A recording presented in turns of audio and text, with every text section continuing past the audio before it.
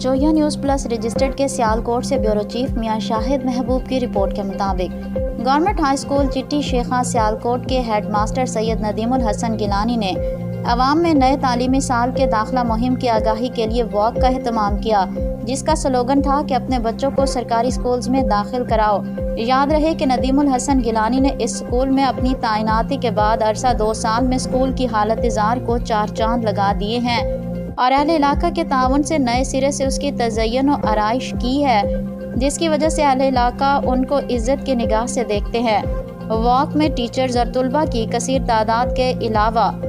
समाजी शख्सियत शबीर अहमद मुगल ने भी शिरकत की।